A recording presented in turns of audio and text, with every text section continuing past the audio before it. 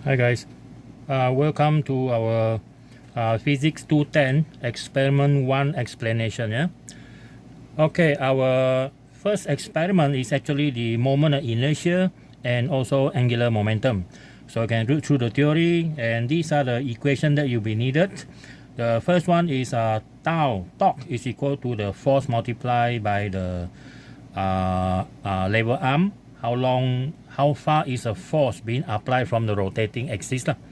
And then number two is the torque is also equal to I alpha. I is your moment inertia, and the alpha is the angular acceleration. And this is actually Newton's second law, but for rotational motion. Okay, Newton's second law for linear motion is F equal to ma. They are actually analogous. And then, so since the tau is equal to TR and also tau equal to I alpha, so that means our TR is also equal to I alpha.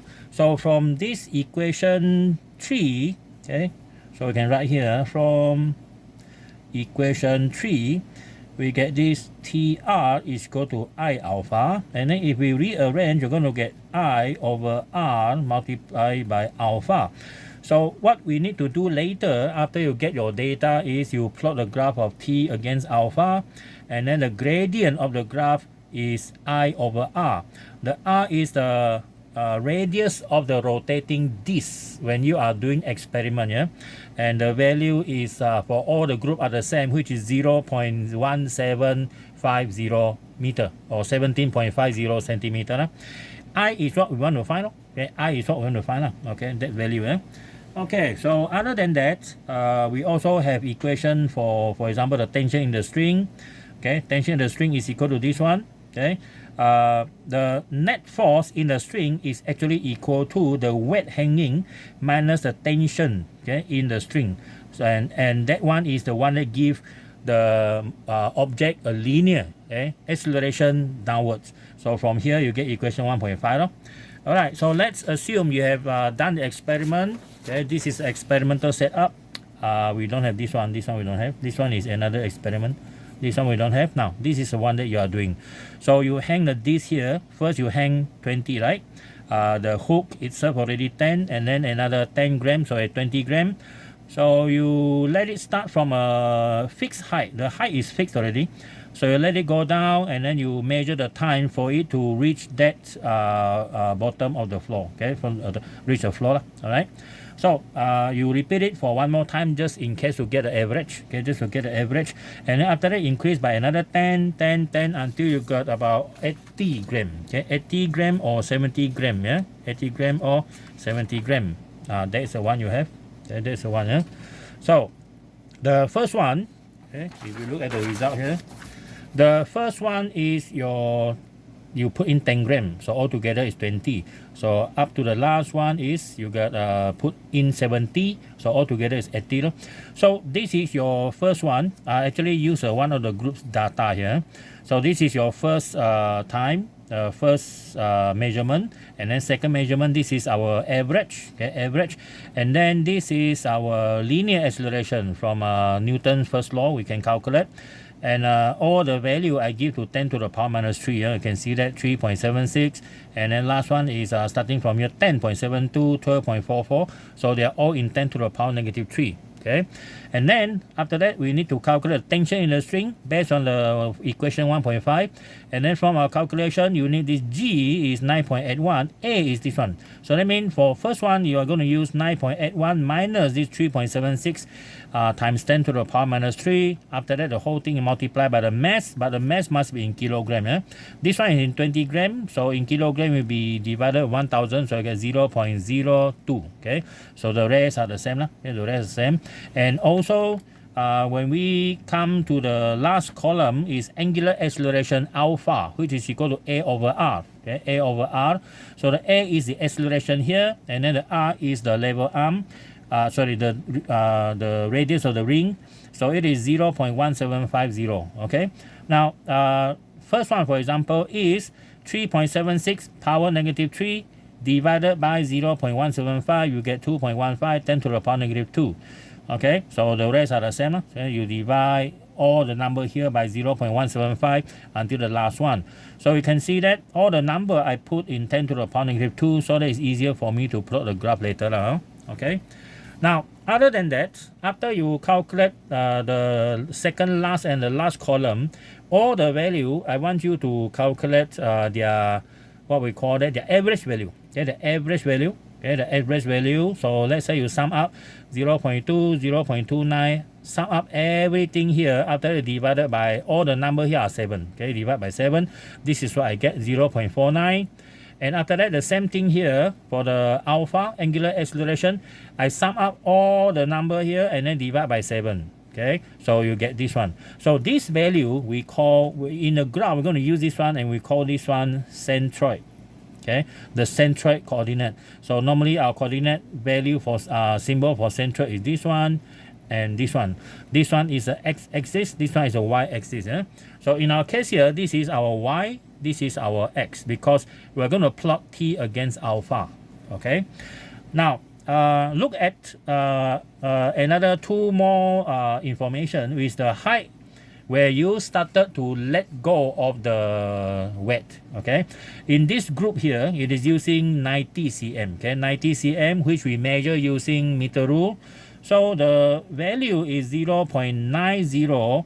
Why got two more zero behind? Because if we look at the number, the actual number in centimeter is this one. H is equal to 90.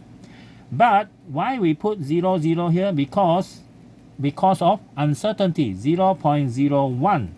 In centimeter, it is written down like that, 90.00 plus minus 0.01. These two zero behind the 90 after the decimal point is because of the uncertainty of the ruler, which is 0.01. So every number in front of this plus minus have to follow the number, the actual number of decimal places. Okay, in this case 1 2, this one 1 2, you cannot put 90.0 plus minus 0.01 is wrong. Both must be the same. For plus and minus, you have to follow the number of decimal places. Okay, and then for this one is the same. Our R value, which I measure using a meter rule, is actually 17.50 plus minus 0.01 in centimeter. Okay, so these two numbers initially you measure in centimeter. So after that you divide by 100. So the number shifted backward. This one also shifted backward. So become this one and also this one. Okay. Okay. The question is why we need this one? Because we're going to calculate actually the I value, which is a moment inertia, and then it all involves uncertainty. In our physics experiments, you cannot run away from uncertainty and also error. Each equipment has its own uncertainty. Or in other words, in a layman terms, in a normal language, we call the limit of the equipment. For example, a meter rule, the smallest unit is 1 millimeter. You cannot measure anything smaller than 1 millimeter. You cannot tell your lecturer that the measured value is, let's say, 90.0256. Cannot. It's wrong because the equipment cannot give you that, what we call that, accuracy. Okay, uncertainty cannot reach that value. Okay, so error, every experiment will have error. Okay, will have error. Even sometimes when we talk about accepted value or true value, sometimes we question how true is that true value. From the history of science, actually, there's a lot of actually so-called constant. So when time passes from a better experiment and better equipment and better theory, we found out that the so-called constant in a history are actually not really that constant. Okay, they actually change. When that constant change, a lot of things can change. Okay, so bear in mind. So we're going to actually calculate uncertainty and also some of the error, percentage of error. Okay, so now we already have all the value we need, all the calculation t and the alpha, and also we have the centroid value. Okay, and now we're going to start answering the analysis number 1 by referring equation 1.3. Plot a graph of t against angular alpha, angular acceleration. Okay, angular acceleration. So we are just using ordinary graph here to plot the graph. Okay. Now, if we look at the graph, look at the data actually, in this case, quite easy to plot. Now, if you look at the vertical axis, we have this 0.2. So the smallest is 0.2, the largest 0.78. And then for the horizontal axis, is the smallest is 2.15. Power -2, we can put this one aside. And then the largest is 7.11. So the graph is actually quite orthogonal. So we have this graph. I'm going to start from here. Okay, this line 1 centimeter inside. Okay, and then started from here, let's say up to here first, and then the same thing here.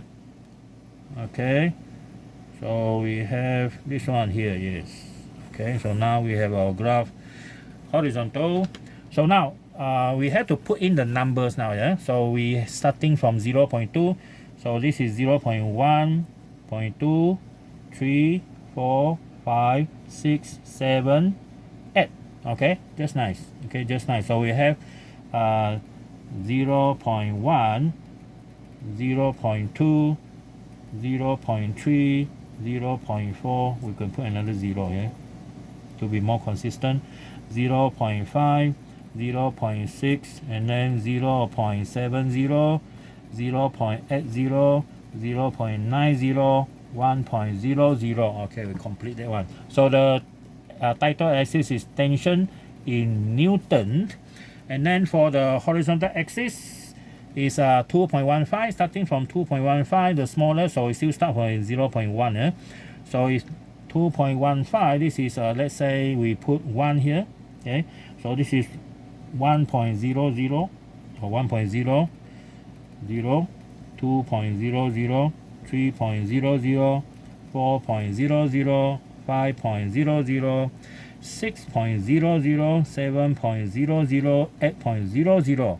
So now everything here, this one is alpha in radian per second, and this one, remember, you have times 10 to the power -2. The unit is that one. Okay, so every number here you use, you have to multiply by 10 to the power -2 also when you take now the value. Okay, so roughly this is what you have. Now we're going to write the title. So this is a graph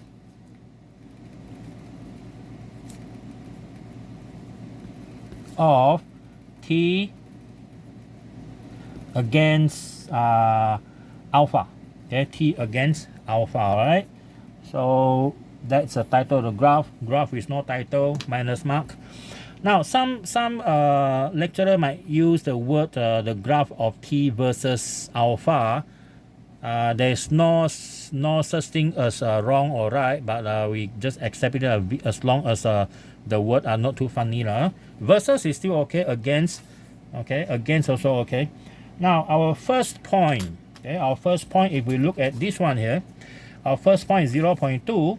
Okay, so we have 0.2 here. You can use it on 2.15, 2.15 or 2.2. The nearest is 2.2, so 2 is here. Okay, so this is 1, 2, 3, 4, 5, 6, 7, 8. Same thing here. 1, 2, 3, 4, 5, 6, 7, 8, 9, 10. Okay, so we start with 2.15, about 2.2 here. Okay, 2.2, and then that one is 0.2. So 0.2, 0.1, 0.2, somewhere here. So this is a point. Okay, this is the first one. And then followed by number 2, 2.9. 2.9 is here, and then go up to 2.29. 2.29 is this one. Okay, so the graph will be here. Okay, so the point. Okay, the point. And then followed by 3.69. 3.69 can be considered 3.7, 3.7, and then that point is 3.39 here. Okay, here there's a 1, and then next one we have 4.92, 4.9. Consider 4.9. 4.9, and then it go up to 4.49. 4.9 here, 4.49 somewhere here. Okay, correct now. 4.9, and then this one is 4.49, yeah, roughly that. And then followed by 5.65. 5.65 consider as 5.65. 5 is here, 5.65 somewhere in between, and then that value is 0.59. 0.59 here. Alright, and then next one, 6.13. 6.13, 6.6 is here, 6.13 somewhere here, and then 0.66, 0.66 here. Okay, this one. Alright, last one, 7.11, 7.11. This is 7.1 is here, and followed by 0.78, 78, this one. Okay, somewhere here. Alright, so it looks quite straight line, okay, quite a straight line, except there's some sort of a gap there. Okay, and don't forget, one more thing is the centroid point. Okay, the centroid point. Now the centroid point here is 4.65, 4.65, somewhere in between here. Okay, 4.65, and then 0.49, 0.49, this one. Okay, 0.49, so 65 here. Okay, 6549. So this is the centroid point. So centroid, you can actually use that symbol to draw.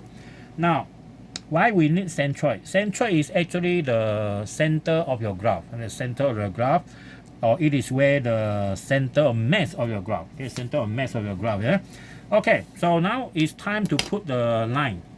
Okay, put in the line. Okay. How do you draw? So first, we draw the baseline.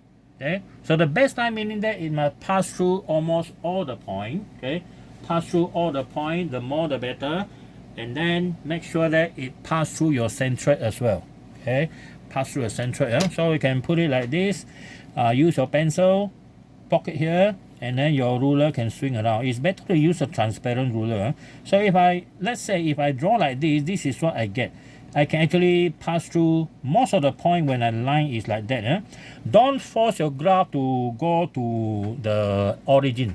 Yes, we know that the theory says it must go through the origin, but in experiment, it doesn't actually guarantee that. Eh? So let's say now this is my base point, baseline. Okay, my baseline here. So I draw this line as long as possible, like that. You see, it didn't pass through. It didn't pass through the origin. Why? It shows that we have some issue here. Okay, with some issue here, because this is error. Okay, this will be error. Okay, so this one I will call M. Okay, the line M is going to have gradient M. Okay, it's going to have gradient M. Yeah. Now, next one you need to draw another two line. One more line with the highest gradient. The highest you can draw using all the point here, yeah? The highest and also the lowest later. Eh? So the highest, okay, where's the highest? The highest you can draw is the last point here. See the last point here? If you draw the highest, you use the point that go to the lowest. So in this case, I can draw this one like this. Okay, so see there's a difference. Eh? So this one is called the M max. Okay, the M maximum. Okay, M maximum. And then another one is you're going to draw a line with the lowest gradient. You cannot draw this one horizontal already. That one is the almost you can throw away. So now you're going to draw the lowest one is the one passing through one of the point that give you the lowest gradient. This one. Okay, so I'll call this one M minimum. Okay, M minimum. All right. So after that, what do? You find a gradient. Okay, find a gradient. So this is a bit tedious work. Yeah. So first I find a gradient for the M. Okay, for the M, I'm going to use this point here. Okay, and then started to draw until I get here. Okay, until I get it here. So that means I'm going to draw this big triangle up to this line. Here. All right. So after that, draw this horizontal one. We call this part here the run. This is a rise. Okay, the rise. So in this case, we can actually calculate here. Yeah? We put it here. The M is equal to what? Okay, you can actually see what is a coordinate system for the M for this point here. So coordinate system, coordinate value is 7.9. Okay, 7.9, 0, minus 2, and also this value here is 0.87. Okay, 0.87. Yeah. Okay, we already have that. And then this value. Okay, this value I use here. This value is 0.85. Okay, 0.85, 0.85, 10 to the power minus 2, and this value is 0.50. Okay, so now I can calculate my M already. Okay, you can calculate. I think don't calculate here. Okay, don't calculate here. So I think we just find all the value first. And then this one here I'm going to use for the minimum. Okay, for the minimum line, I'm going to use this point and also this point. This one is the easiest one. Okay, so I'm going to draw a triangle, the same thing. Okay, like that until here, and then the same thing here as well. Okay, so now my this point here is 1, exactly 0, 0, power minus 2, and then this here is 0.15, 0.15. Okay, and then this value here, this point here, see this point here, this one is, what is the value? 8.45. Okay, 8.45, power negative 2, and also here is 0.85. Okay, 0.85. all right. Okay, one more is I'm going to use this point for the maximum line. This point, and also, okay, where is the base? Okay, here we can choose this one. Actually, there is no fixed method. Yeah, the method is you find the most convenient line to draw.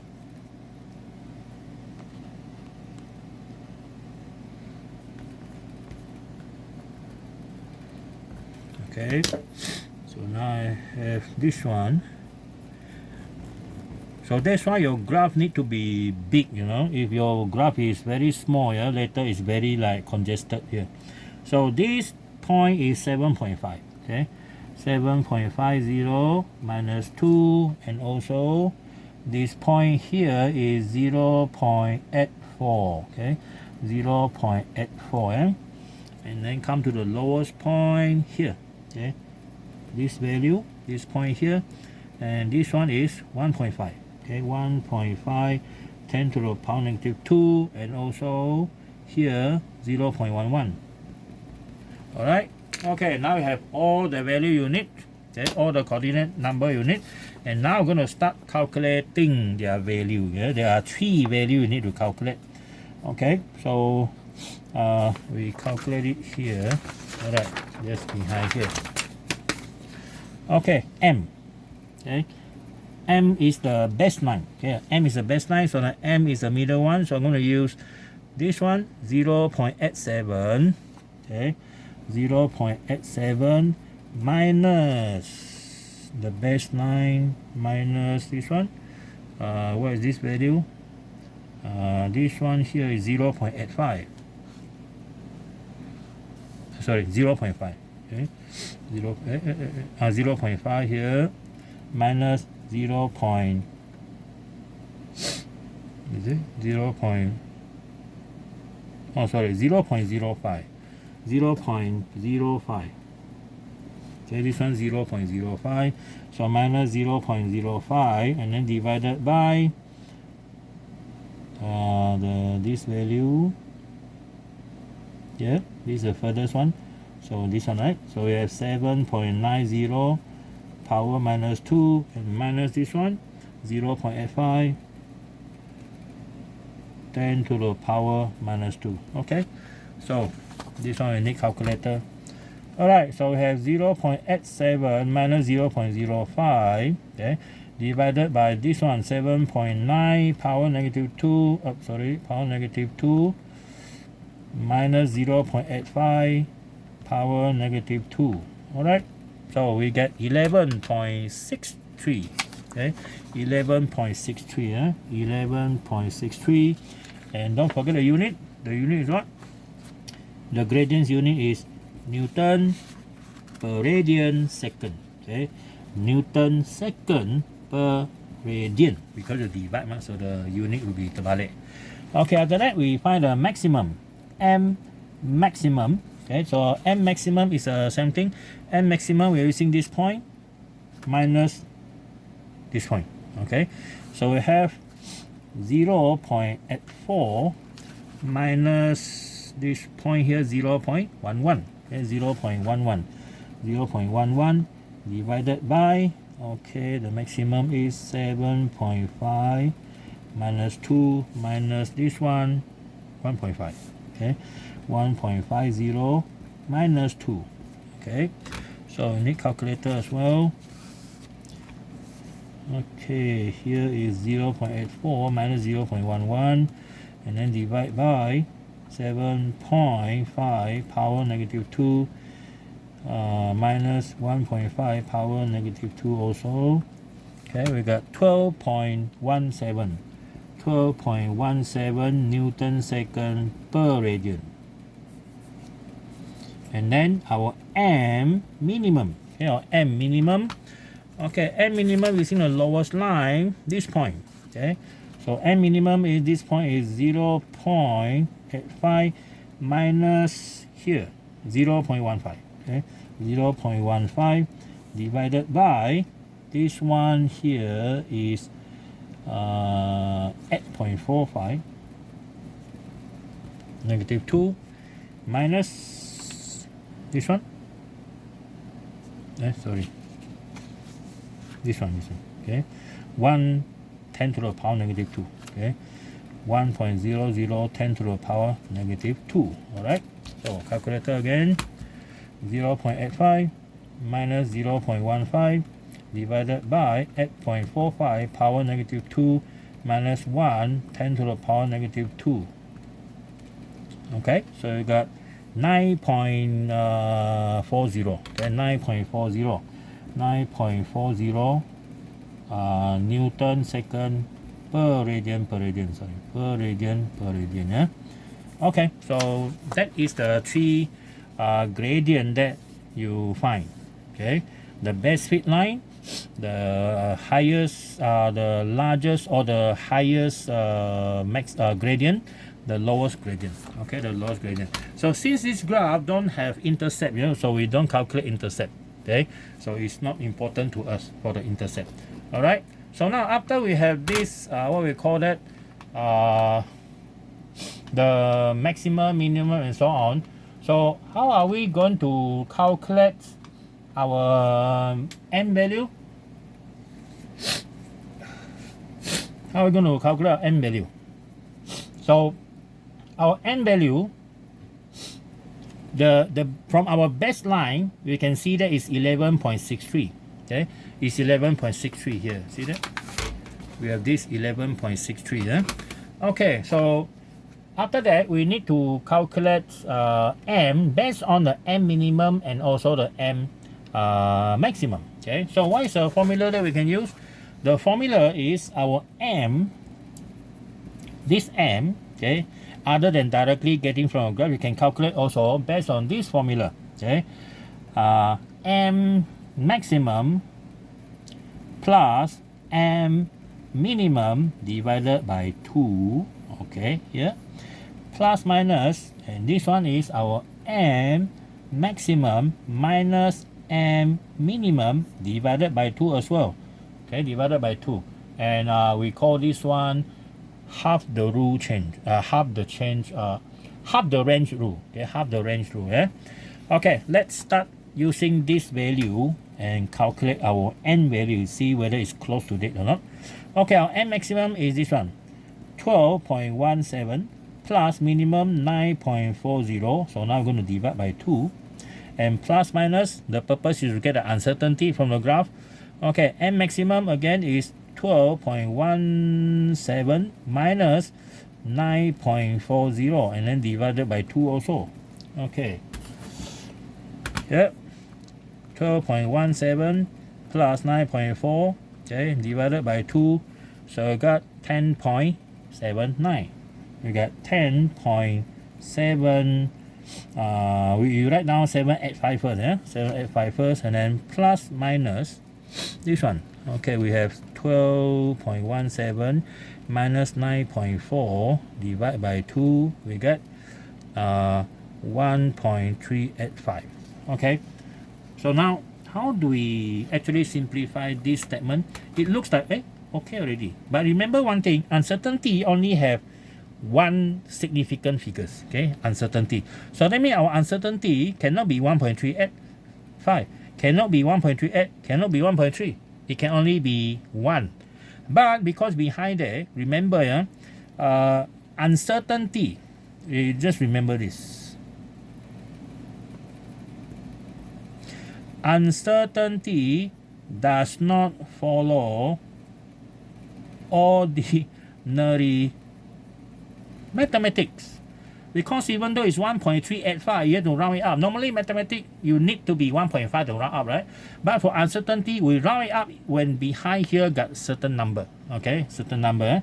So now if we round up, we write this one first, 10.785 plus minus 2. Okay, and then when you have 2, so that means this one have no decimal place, it must be rounded up. This one is 11 plus minus 2. Okay, 11 plus minus 2 to the same unit here, to the same unit. This one to round up. So the unit will be, what unit is? Newton second per radian. So that is our answer for the gradient M. Okay. Okay, so now this is the first part of the calculation from the graph. Okay, the first part of the calculation from the graph. Okay, we need one more thing. If you look at the first equation just now, this one, okay, our first equation.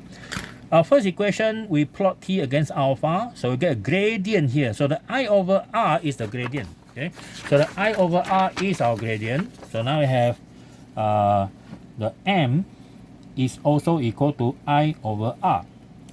But our m is equal to 11 plus minus 2 Newton second per radian.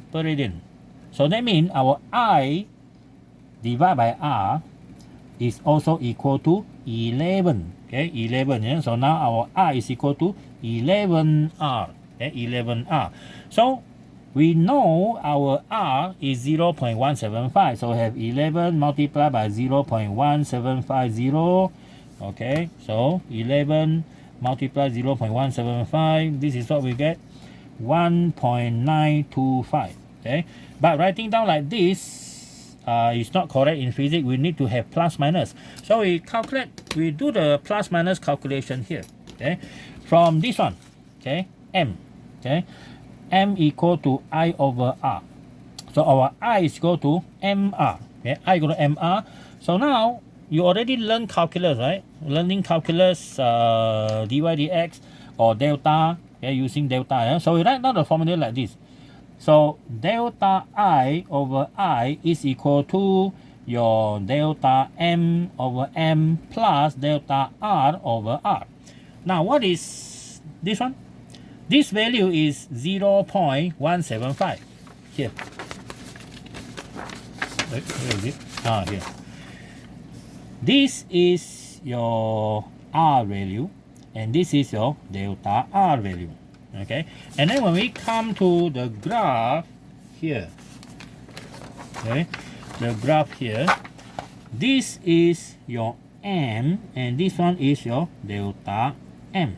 Okay, delta means the uncertainty. So now you have all the value you need already, and then the I you already calculated here. Now you can put in everything, but rewrite again. Delta I is equal to I multiplied by delta m over m plus delta r over r. And now you can calculate this one, put it in 1.925. Delta m is 2 and m is 11 plus this one is 0.0001 and this one 0.1750. Okay, so now we can calculate. So we have 0.0001 divided by 0.175. Okay, and then you have to plus, okay, plus 2 divided by 11 Okay, and then multiply by 1.925. Okay, you got this 0.3511. So remember, round up 0.4 to one significant figures only. So that means this number, your I is equal to what? 1.925 plus minus 0.4. Okay, so what is the unit for I? Unit for I is actually kilogram meter square. Okay, kilogram meter square. So you have this value, but it's not consistent, right? So as I say, you have to follow the front number, you have to follow this one. So you have to round up. So I equal to 1.9 only. Okay, plus minus 0.4 kilogram power 2. Okay, kilogram power 2. Yeah? Okay, so that is our answer for our I. Okay, now if you look at that one, I think we are given the value, right? Are we given the value for this? Don't have. I find out the value for you later lah. Okay. Alright, so that is your report. That is how you write a report for your first one. And then don't forget to answer the question here. Determine the gradient already. This one done. Calculate the moment inertia already. Experimental value. This is our experimental value here. This is our experimental value 1.9 plus minus 0.4. And then this one done. Now calculate the percentage difference between experimental value and theoretical value. You cannot. Oh, here. This is our theoretical value. Wow, so small. Huh? Okay, maybe something wrong with them. Okay, you can check again in our calculation. Okay, you can check my calculation whether correct or not. Then you let me know. So if we use this one, the value is too small. Okay, the value is too small. Let's see if there is any other value that is wrong. Let me check the. Okay, this one done 0.9, 0.175. Correct, right? Okay, you check the value here. Then you, because since I'm going to see you in the coming days for our class, you can tell me where is wrong. Okay? Alright, so that's it. That's it for this experiment. So I'll see you again in the next experiment for our discussion. Alright?